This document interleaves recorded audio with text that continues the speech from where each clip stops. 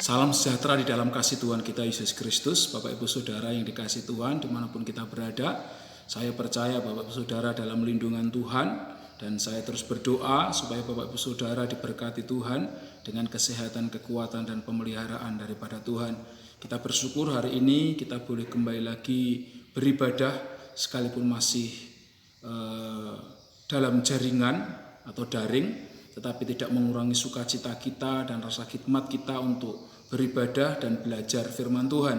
Sebelum saya menyampaikan renungan firman Tuhan, saya terus mengajak Bapak Ibu Saudara semuanya untuk kita berdoa bersama-sama bagi saudara-saudara kita yang ada di NTT yang beberapa waktu yang lalu sedang menghadapi bencana, baik itu topan badai maupun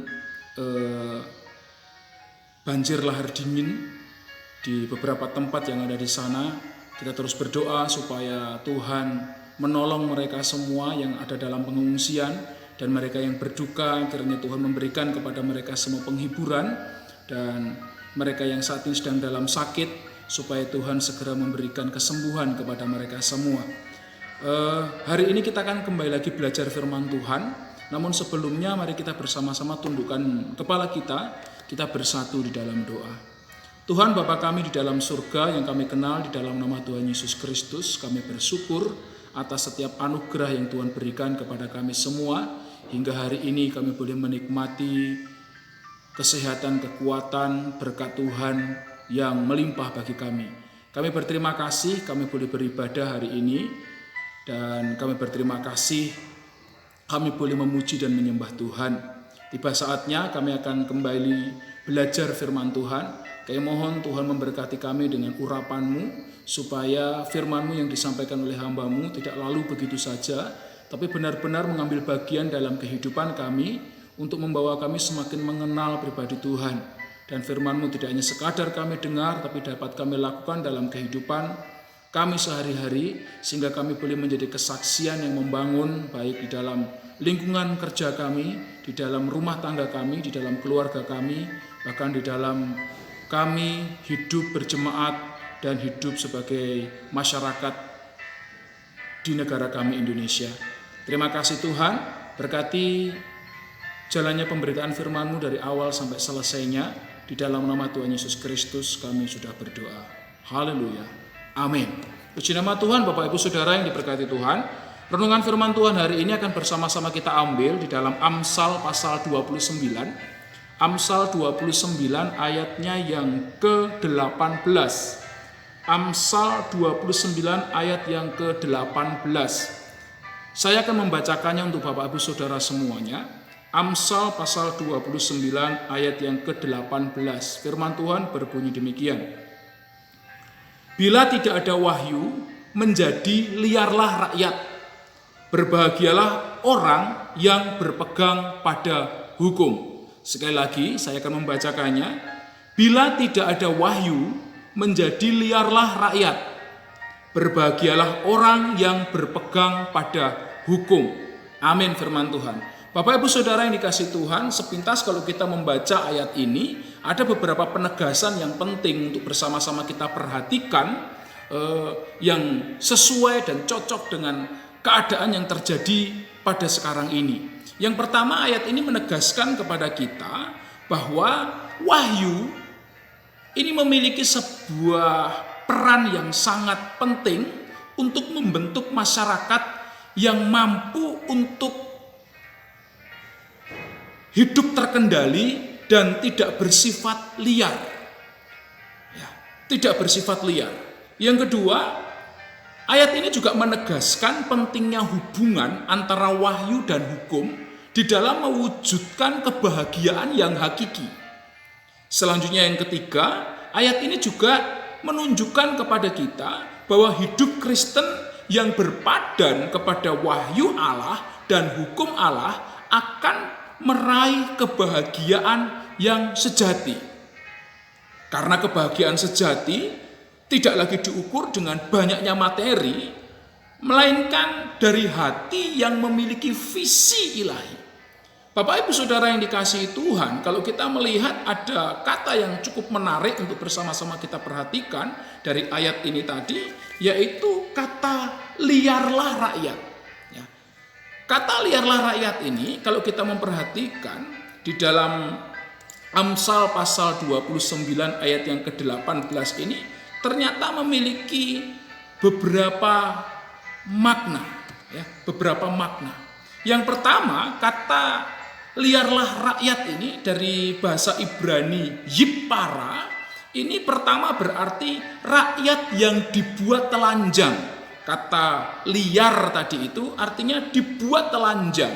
Kata dibuat telanjang ini memiliki dua makna. Yang pertama, mereka dilucuti perhiasannya sehingga tidak memiliki perhiasan lagi, atau dalam tanda kutip mereka miskin, ya. Yang kedua, kata dibuat telanjang ini juga berarti dilucuti pakaiannya sehingga mereka telanjang dan merasa malu. Ya, ini kata liar yang pertama artinya dibuat telanjang. Bapak Ibu Saudara yang dikasihi Tuhan, banyak rasa malu, banyak kemiskinan yang timbul karena kenapa? Karena firman Tuhan katakan tadi, bila tidak ada wahyu, ketika tidak ada wahyu, ya, menjadi liar, menjadi orang yang telanjang, menjadi orang yang miskin, menjadi orang yang memiliki rasa malu yang tinggi. Karena kenapa? Karena mereka tidak memiliki pakaian untuk menutupi rasa malunya. Nah, Bapak Ibu Saudara yang dikasihi Tuhan, kata liar yang kedua artinya rakyat yang memberontak. Dalam pengertian ini, kata yipara itu berarti memberontak terhadap Allah, memberontak terhadap raja, dan memberontak terhadap sesama. Bapak Ibu Saudara yang dikasihi Tuhan, kalau kita melihat di dunia media sosial, Bapak Ibu Saudara, atau di dunia maya yang kita sebut dengan netizen, ya, netizen sekarang ini, kalau saya boleh katakan, ini memiliki sebuah sikap yang hampir sama dengan apa yang disampaikan oleh firman Tuhan ini, liar. Karena kenapa? Karena mereka tidak lagi memiliki sopan santun kepada Allah, ya, di mana mereka sembarangan saja menghujat Tuhan, mereka memperolok-olok Tuhan. Bahkan kalau kita melihat banyak orang yang mengatakan dirinya ini adalah tokoh-tokoh agama, tetapi mereka bersikap menyerang agama lain dengan tujuan merendahkan. Tidak berbicara tentang fakta, tetapi berbicara hanya sekedar untuk menghina dan menghina. Ya, ini penghinaan sebenarnya bukan untuk agama lain. Sebenarnya itu penghinaan kepada Allah. Selanjutnya kita juga melihat bahwa ada penghinaan, ada pemberontakan kepada raja. Kalau kita melihat di media sosial yang ada, orang mudah saja untuk menghina presiden, menghina menteri, menghina pejabat-pejabat dengan mengatakan perkataan-perkataan melalui tulisan-tulisan mereka dengan kata-kata yang tidak patut, dengan kata-kata yang tidak benar. Kadangkala foto-foto daripada para pemimpin-pemimpin kita diganti dengan foto-foto yang tidak sepatutnya. Dan ini bukti daripada bentuk liar yang firman Tuhan sampaikan di sini. Dan kita akan melihat ternyata liar tadi itu karena kenapa? Karena mereka tidak ada wahyu. Dan itu adalah tanggung jawab kita semua, Bapak Ibu Saudara yang dikasihi Tuhan. Di tengah pandemi ini ada orang yang berusaha mengusahakan yang terbaik supaya kita mendapatkan vaksin dengan baik dan lain sebagainya, berusaha menolong. Tapi di sisi lain ada orang yang dengan sengaja menciderai pengorbanan mereka dengan melecehkan setiap perbuatan-perbuatan, setiap tindakan-tindakan positif yang dikerjakan oleh orang lain. Sehingga dalam hal ini kemudian membuat semangat daripada saudara-saudara kita ini menjadi lemah. Ya, kita bersyukur kalau masih ada yang bersemangat hingga saat ini. Tetapi kadang-kala hal-hal itu terjadi karena kenapa? Karena bentuk orang yang telah tercipta tanpa ada wahyu di dalam dirinya, tanpa ada wahyu di dalam hidupnya, seperti yang firman Tuhan sampaikan. Bahkan kemudian mereka memberontak terhadap sesama, mereka tidak lagi peduli kepada sesama. Beberapa waktu yang lalu kita melihat ada pernikahan sesama jenis di Thailand, ya, itu jauh dari negara kita, ya, sekalipun sama-sama Asia, tapi kita melihat bersama-sama setiap negara punya aturan sendiri-sendiri, punya undang-undang sendiri-sendiri. Tetapi netizen kita dari Indonesia kemudian menulis, ya, bahkan mengancam, tidak hanya menulis untuk sekedar menghakimi mereka, tetapi mengancam akan membunuh. Sehingga beberapa waktu yang lalu sempat kita lihat bahwa negara Thailand kemudian dari pihak pengacara yang pasangan gay tadi itu, kemudian pengacaranya menyampaikan supaya negara Thailand membatasi bahkan menangkap kalau ada turis dari Indonesia. Ya, kemudian ada yang minta maaf selanjutnya dari pihak-pihak netizen Indonesia. Hal ini terjadi, penghinaan-penghinaan seperti ini terjadi di negara kita yang kita cintai. Dan jangan sampai itu termasuk kita ikut menghakimi mereka. Kenapa itu terjadi? Ya, karena kita melihat bersama-sama, kita telah menjadi liar. Kita yang menjadi hakim dan menghakimi mereka itu belum tentu juga hidup kita ini benar. Tetapi kemudian kita berani menghakimi karena kenapa? Karena kita tidak memiliki wahyu itu, sehingga kita menjadi liar. Nah, kata liar selain daripada dibuat telanjang, kemudian memberontak, kata liar ini juga berarti menganggur. Kata menganggur ini berarti bermain dengan tidak memiliki tujuan selain daripada kesenangannya sendiri. Hal ini digambarkan seperti seorang murid yang ada di sekolah, kemudian tidak ada gurunya. Ya, saya sebagai guru di sekolah kadang-kala kalau ada jam kosong anak-anak itu, kita tinggal sedikit saja karena kita ada keperluan mungkin ke toilet dan lain sebagainya. Anak-anak itu ada yang sibuk dengan dirinya sendiri, ada yang mengganggu temannya, ada yang bernyanyi-nyanyi tidak jelas, ada yang memukul-mukul meja, ada yang kemudian berlari ke sana ke sini dan lain sebagainya. Nah, mereka menganggur, mereka tidak memiliki kegiatan, padahal dalam suasana belajar harusnya ya belajar, fokus pada pelajaran, tetapi kenyataannya tidak.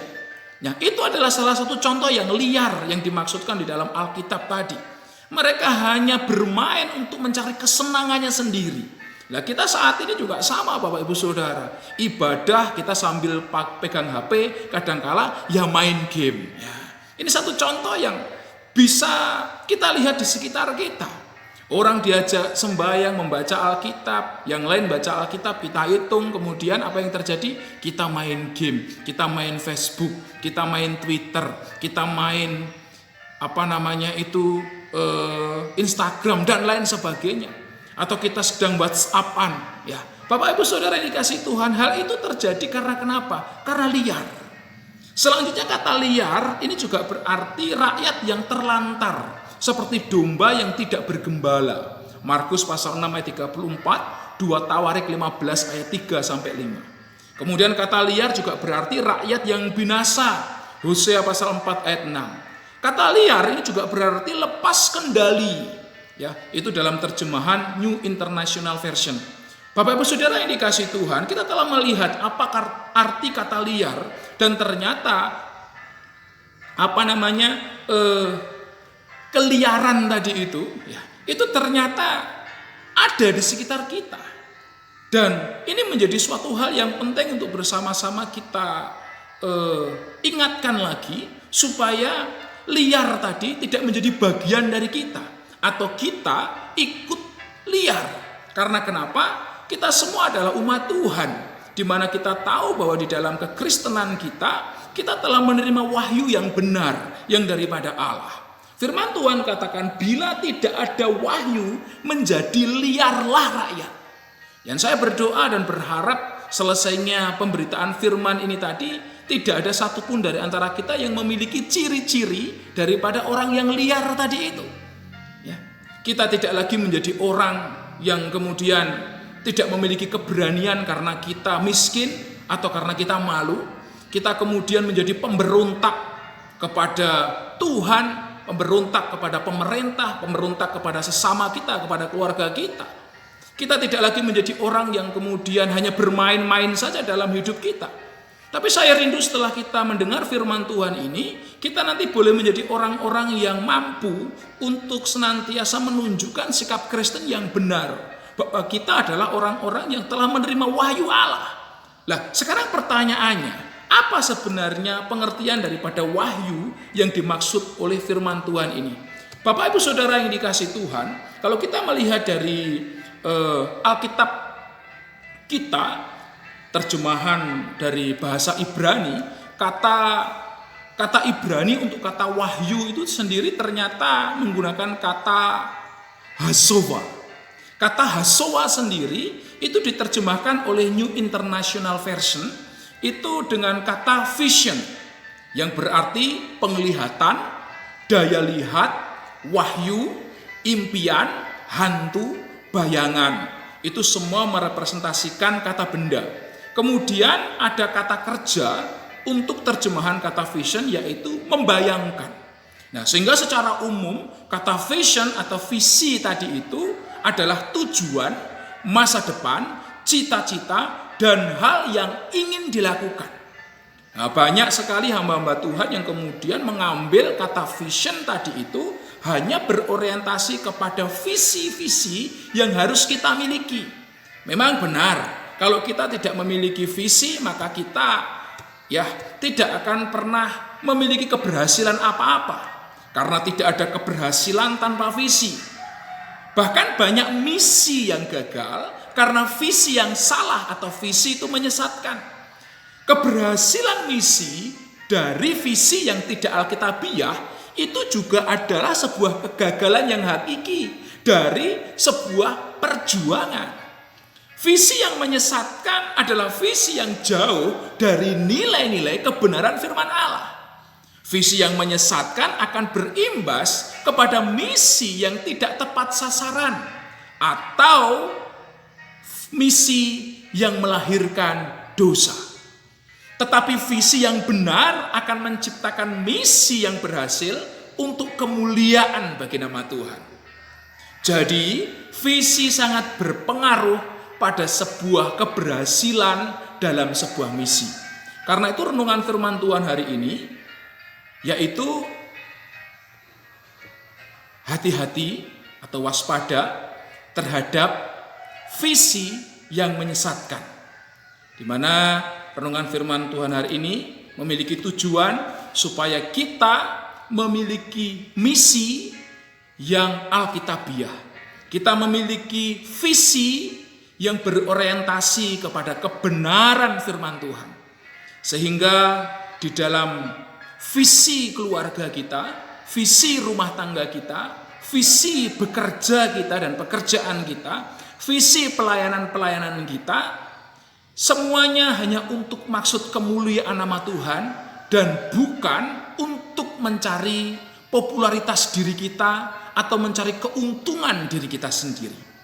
Bapak Ibu Saudara yang dikasih Tuhan, kalau kita memperhatikan dari kata visi tadi itu, terjemahan dari NIV tadi itu nampaknya kurang tepat untuk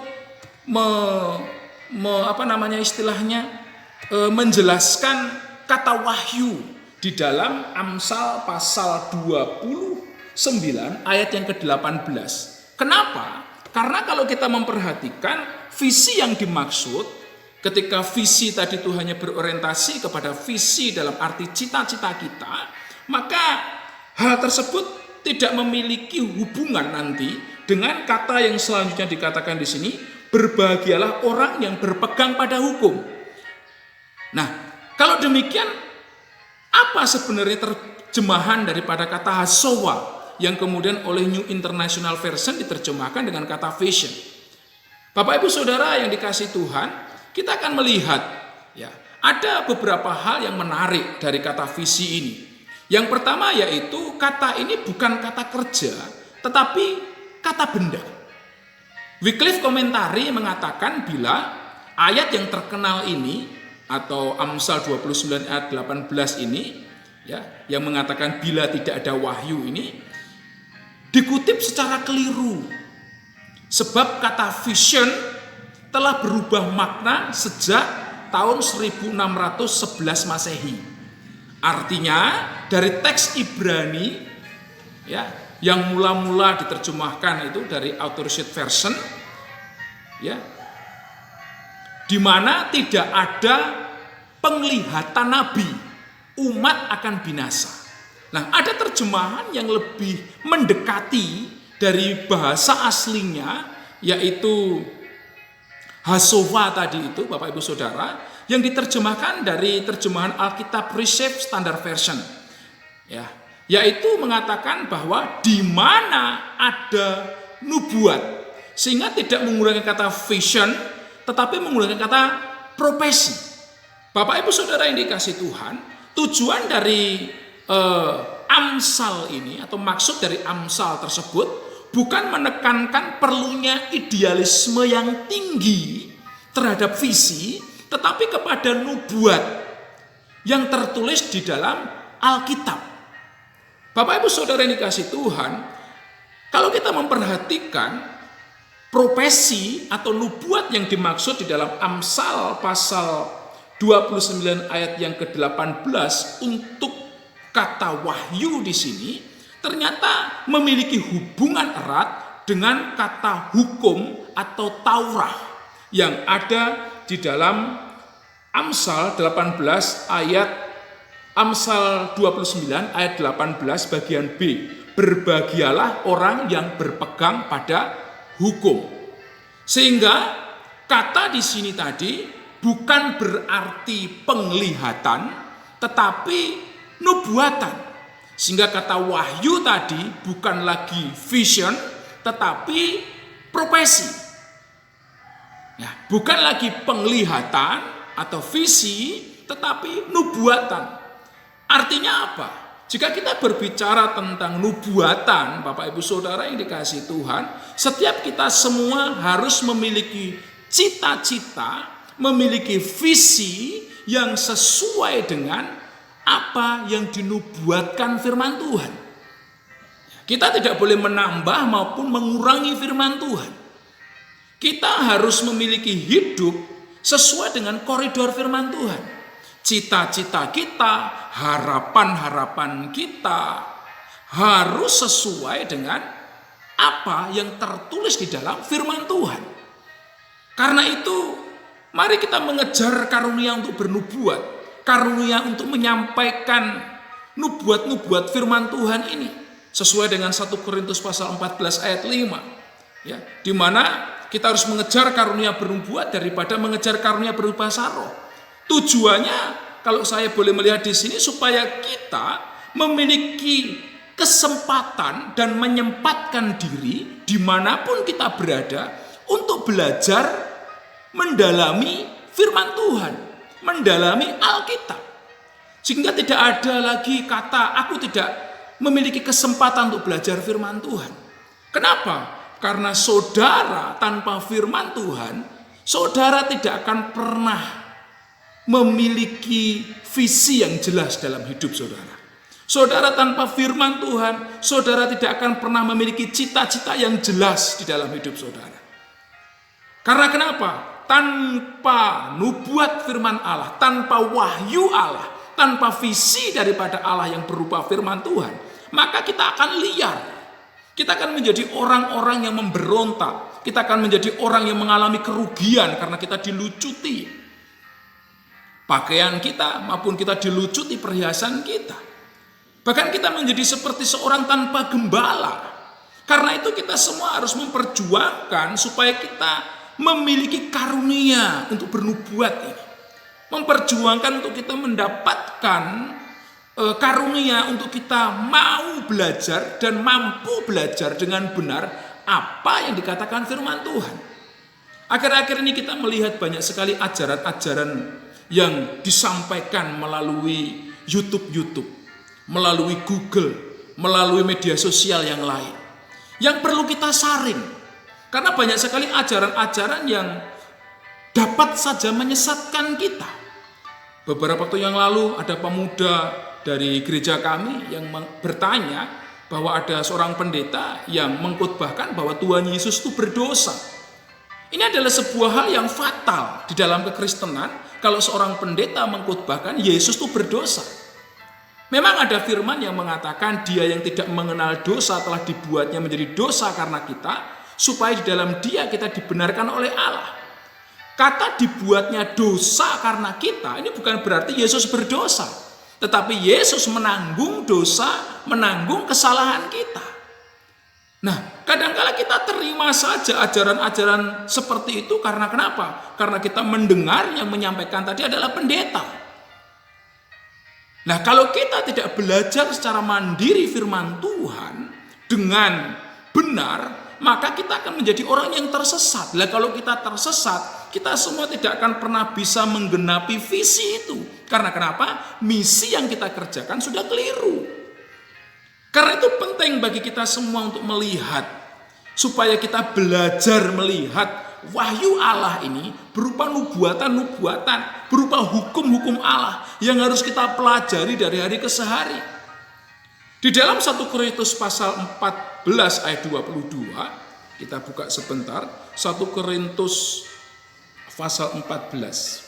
1 Korintus pasal 14 ayat yang kedua, 22, firman Tuhan katakan demikian, 1 Korintus 14 ayat 22. Karena itu karunia bahasa roh adalah tanda bukan untuk orang yang beriman, tetapi untuk orang yang tidak beriman. Sedangkan karunia untuk bernubuat adalah tanda bukan untuk orang yang tidak beriman, tetapi untuk orang yang beriman. Rasul Paulus menegaskan di sini bahwa bernubuat adalah karunia untuk orang yang beriman. Saudara dan saya dikatakan beriman kalau kita bisa mendapatkan karunia bernubuat. Ada sebuah kesalahan yang kadangkala dilakukan oleh dalam tanda kutip oknum-oknum hamba Tuhan yang memaksa seseorang untuk lebih menekankan karunia berbahasa roh. Bapak Ibu Saudara ini kasih Tuhan, ayat tadi menegaskan bila bahasa roh adalah tanda untuk orang yang tidak beriman. Tapi bagi kita semua orang-orang yang beriman, saudara dan saya harus memiliki karunia, yaitu karunia bernubuat. Sehingga di dalam hal ini Bapak Ibu Saudara yang dikasih Tuhan, dengan nubuat-nubuat tadi itu, saudara dan saya sedang menggenapi firman Tuhan. Untuk kita belajar menampilkan ciri kita sebagai orang-orang yang beriman kepada Tuhan. Nah, selanjutnya dalam 1 Tesalonika pasal 5 ayat yang ke-20, ya, firman Tuhan juga mengatakan bahwa ya, 1 Tesalonika pasal 5, ya, 1 Tesalonika pasal 5 ayat yang ke-20, firman Tuhan berkata, dan janganlah anggap rendah nubuat-nubuat. Ini berbicara nasihat-nasihat Rasul Paulus kepada jemaat yang ada di Tesalonika dalam suratnya yang pertama. Rasul Paulus menegaskan supaya jemaat di Tesalonika tidak menganggap rendah, tidak meremehkan nubuat-nubuat. Lah nubuat-nubuat itu apa Bapak Ibu Saudara? Kalau kita melihat bersama-sama, nubuat itu ya, nubuat atau profesi itu adalah menyatakan lebih dahulu peristiwa-peristiwa yang akan terjadi. Itu pengertian secara umum, ya. Itu pengertian secara umum. Tetapi nubuat yang dimaksudkan di sini ini berbicara tentang firman Allah yang tertulis, hukum Allah yang tertulis ini. Sehingga apa yang ada di dalam firman Tuhan, baik itu perjanjian lama, perjanjian baru di dalam Alkitab kita ini semuanya berbicara tentang penyataan-penyataan peristiwa-peristiwa yang sudah terjadi maupun yang belum terjadi. Itu nubuatan. Oleh karena itu ketika kita belajar tentang nubuat-nubuat firman Tuhan, kita akan menjadi orang yang bijaksana. Karena kenapa? Kita belajar dari apa yang sudah pernah terjadi dan kita juga belajar tentang apa yang akan terjadi. Bahkan yang belum sempat kita lihat pada saat ini. Kita bisa melihat apa yang akan terjadi ke depan. Sehingga kalau kita tahu apa yang terjadi di depan, kita akan menjadi orang yang waspada. kita akan menjadi orang yang berhati-hati. Bagaimana kita bisa menjadi orang yang berhati-hati? Dengan kita tidak meremehkan setiap nubuat-nubuat. Ya. Selanjutnya, kita juga harus belajar. Ketika kita belajar tentang nubuat, jangan menafsirkan nubuat tadi dengan sembarangan. Kita buka Alkitab kita dalam 2 Petrus pasal 1. 2 Petrus pasal 1 ayat 20 sampai 21. 2 Petrus pasal 1 ayat 20 sampai 21, firman Tuhan berbunyi demikian. Surat 2 Petrus ya, 2 Petrus pasal 1 ayat 20 sampai 21. Firman Tuhan, yang terutama harus kamu ketahui ialah bahwa nubuat-nubuat dalam kitab suci tidak boleh ditafsirkan menurut kehendak sendiri. Sebab tidak pernah nubuat dihasilkan oleh kehendak manusia. Tetapi oleh dorongan Roh Kudus, orang-orang berbicara atas nama Allah. Bapak Ibu Saudara yang dikasihi Tuhan, dari 2 Petrus pasal 1 ayat 20 sampai 21 ini kita juga belajar tentang beberapa hal yang penting. Ketika kita melihat tadi bahwa wahyu di sini bukan berbicara masalah visi saja, tetapi berbicara masalah profesi, atau kita berbicara masalah suara kenabian atau nubuatan firman Tuhan, maka di dalam ayat ini kita mendapatkan pemahaman bahwa nubuat-nubuat tadi tidak dihasilkan oleh kehendak manusia.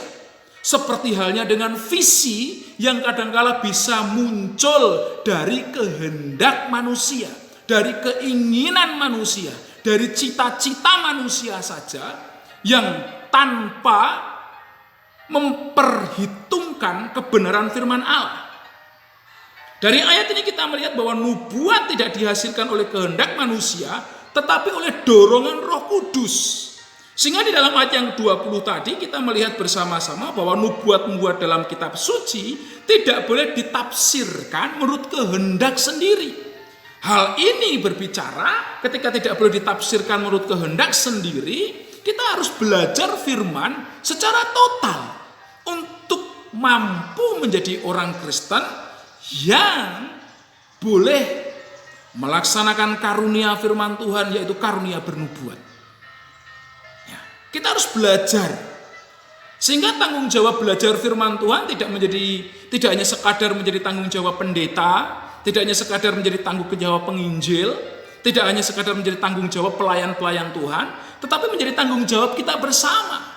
Saudara dan saya harus menyempatkan diri untuk membaca firman Tuhan hari ke hari. Supaya apa? Supaya kita terjaga, langkah-langkah kita terjaga, hidup kita dari sikap yang liar dan sifat yang liar. Seperti firman Tuhan, ada wahyu, maka liarlah rakyat. Kita bisa liar kalau tidak ada nubuat firman Tuhan yang mengajarkan kita untuk hidup bersandar kepada firman Allah. Sehingga di sini Bapak Ibu Saudara yang dikasihi Tuhan, terkait dengan judul atau tema renungan firman Tuhan hari ini, hati-hati terhadap visi yang menyesatkan, kita harus melihat bahwa saudara dan saya harus bersama-sama memiliki visi yang senantiasa disandarkan, memiliki visi yang senantiasa disandarkan kepada kebenaran firman Allah. Ya. Di dalam hal ini kita melihat ada sebuah korelasi antara wahyu dan hukum, ya, yang memperjelas bila wahyu di sini bukan hanya sekedar penglihatan atau vision, tetapi nubuatan. Sehingga visi dapat menyesatkan kita bila hanya berorientasi pada kebutuhan kita dan tidak merepresentasikan kebenaran firman Allah. Kesimpulannya Bapak Ibu Saudara yang dikasihi Tuhan, dari renungan firman Tuhan ini, supaya kita hati-hati terhadap visi yang menyesatkan, saudara dan saya harus menyempatkan diri untuk belajar firman Tuhan. Di tengah kondisi dan keadaan sekitar kita yang tidak menentu, banyak sekali ajaran-ajaran yang saat ini berkembang dan bertebaran di media sosial kita, saudara dan saya harus semakin kuat untuk belajar tentang firman Allah. Belajar dengan benar firman Allah supaya kita tidak tersesat. Nah, oleh karena itu sarannya dari kesimpulan ini, selidikilah setiap visi kita, baik visi dalam rumah tangga kita, visi dalam pekerjaan kita, dan pelayanan kita.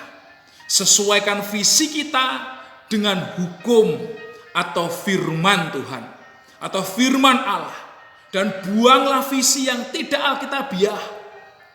Kemudian kejarlah visi yang alkitabiah dan raihlah visi yang alkitabiah.